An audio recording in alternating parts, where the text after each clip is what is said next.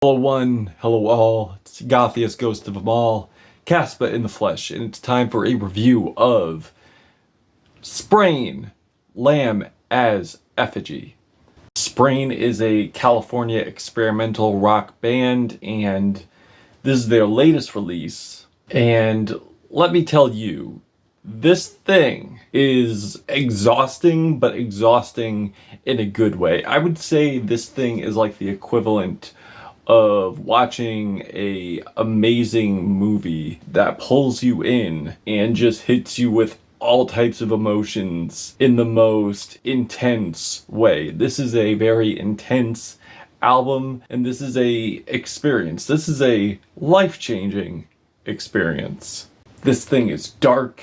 This thing is tortured. This thing is challenging, immensely challenging. If this is not your thing, then you may want to turn back. If you're not already accustomed to this type of music, if you're accustomed to the noisy, the abstract, the harrowing, the shrill, the abrasive, if you've developed the palate for that, then you may be ready for this album here. So yeah, it's noisy, it's abrasive, it's dark, and it's definitely something you will not forget. Once you listen to this album, there are very unforgettable moments on here. This is like watching a scary, intense, horrifying movie, and you just can't get it out of your head. And I enjoy this, but I will not forget what I've heard on this album, especially listening to it over and over again, because I've been playing this in public. And I must say, I am loving this album, but I could see people absolutely hating this album. I would say, with me being a fan of drones and spoken word theatrics, this is definitely up my alley. With me being a fan of Godspeed, Chat Pile, Nick Cave and the Bad Seeds, and Swans, I would say this is certainly the amalgamation I was looking for, the amalgamation that identifies with me. I would say this album is punishing, it is traumatizing, and I would say that maybe, just maybe, since I have returned to this a bunch of times and can't get enough of it, then perhaps I'm this musical masochist and I keep coming back for more, and Sprain has become one of my favorite sadists. And I would say what really steals the show are not only the very intricate and powerful passages, but also the vocals, the friggin' vocals that are so blood-curdling and terrifying, but also you get these moments of brightness. Yes, you get the dark, but you also get the bright as well. And each are just as mesmerizing as they are terrifying. This thing is an hour and 36 minutes of a nightmare with relief in between. And as I explain my reasoning for loving this album more, I think you'll understand where I'm coming from with that. The album opens up with this absolutely manic, and I do mean manic, opener. It starts off with these sets of classy strings, zooming in sonically. It's like a classy vintage movie, and it's just panning in, and you don't know what you're gonna expect, but you know it's gonna be something horrifying. Then we get these grimy, distorted guitar lines that you would probably find on a noise rock album, and due to noise rock being an element of this album, it's not surprising that you would. And the bass scales escalating up and down is very ear-grabbing. It sounds very herky-jerky, but also very rubbery. It's very hard to describe, but I'm doing my best. In a way, I'm kind of reminded of Slint on this track just a little bit. Maybe a little bit of Chat Pile, as I mentioned before. Go into this monologue turned manic tirade by frontman Alex Kent as he goes absolutely ballistic, going over these numerous scenarios in his mind that just draw and parallel a very strong indiscretion. Then going into this squealing passage that just goes absolutely off the rails. And I love the inclusion of the hellish guitar harmonies as the track gets more and more unhinged sonically and vocally, with these gruesome depictions that creates a mantra of sonic chaos. To a brief sonic blissful moment that goes into this crescendo of drones just descending down, absolutely searing into the instrumentation, going haywire in the mix and just bringing us this very unsettling guitar strumming, which segues perfectly into the track Reiterations. These heavy crashing riffs that drone on into this meditative guitar strumming, to Alex delivering these harrowing to wallowing falsetto vocals. The guitars get heavier and heavier with the bass pounding, and I love how the riffs are friggin' pumping as Alex is just screaming his brains out as the track just casts into this passage of white noise. Then going into this rustic, folky mantra with these repetitive strums. But it is so much of a mindfuck because it is just transporting from channel to channel, and I feel like I'm in this bed of just multiple strumming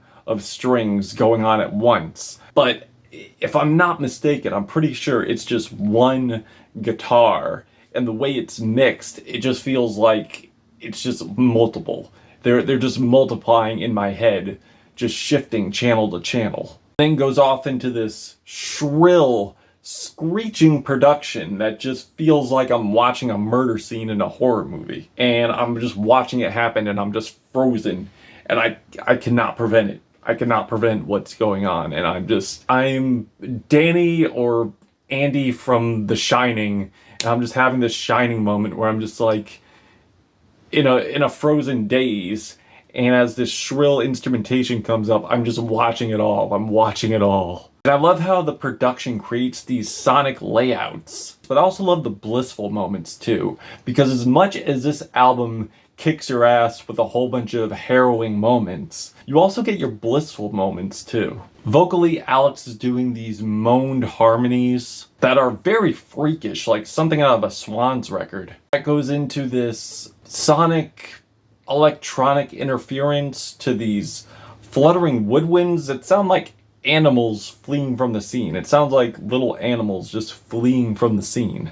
And then just going into these gorgeous sets of strings that just sound very forlorn, but also very beautiful at the same time. It's almost inspiring in a way and just ends off the track so majestically and so beautifully. And then we get the close to 27 minute track, which is my favorite track on the album, Margin for Error, with these droning, ominous church organs that are repetitious, yes, but there is a tension build to them because you don't know what's going to follow up with next. And what follows up with that next are these distraught, operatic vocals from Alex.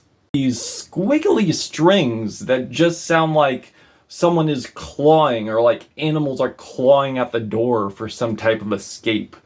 The whole haunted gospel element kind of reminds me of Lingua Ignota and her last album, Sinner Get Ready, which is a fantastic album you should definitely check out. I digress. That builds into these rumbling drums, to these harrowing, bellowing pitch changes that are so disturbing, so freakish, that I absolutely love it. I'm progressively moving into this fortress of drones and strings that are absolutely bone-chilling, with subtle crashes in between that build so much amazement and so much tension for me.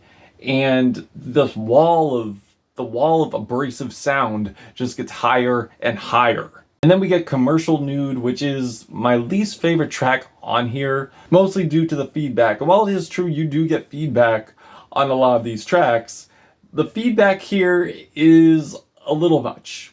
A lot of much, actually.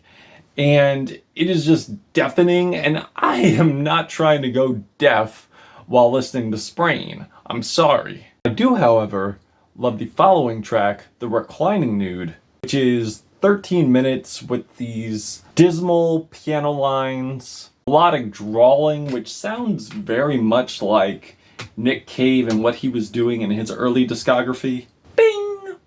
And I swear the piano keys are just being slammed down here, creating more intensity, provided by these shots of savage drumming, just banging my head that contrasts the somberness of the piano playing following by these monstrous roars of distortion on the guitars, but not in a deafening, unlistenable way. You can still hear it and you can still feel it. I feel it's a very monstrous beauty and definitely adds definitely a nice cool down moment for the track. It's like, hey, you know what? We're gonna calm things down a bit because I know you've been through a lot. You've been through a lot of harsh noise, a lot of screaming. So you know what? We're gonna chill for a while, relax, because it's gonna get even absolutely more terrifying on the following track, We Think So Ill of You, as these buzzing, shrill tones just raining down on the track, as Alex gives us these off-the-rails, absolutely unhinged rants, with these pounding, disturbing drums, as he is just manically laughing, if you could call it a laugh. I feel like this is more of a yell disguised as a laugh, as he's going, ha! Ah! Ah! Like it sounds like he is relentlessly bludgeoning me as he is laughing, as he is slamming down his sledgehammer. And ends it off going, shame on you!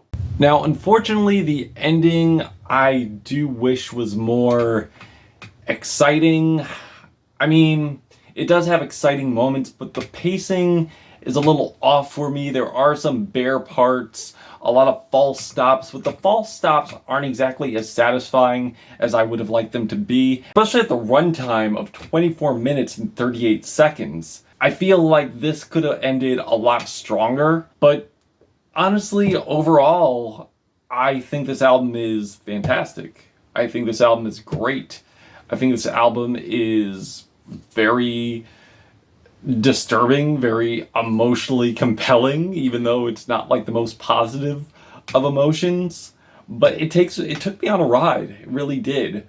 Sure, there were some tracks I feel I had my qualms with due to production quality, but vocally and for the most part delivering a strong emotion of terror and disturbance. The production does that, the vocals do that, the writing does that.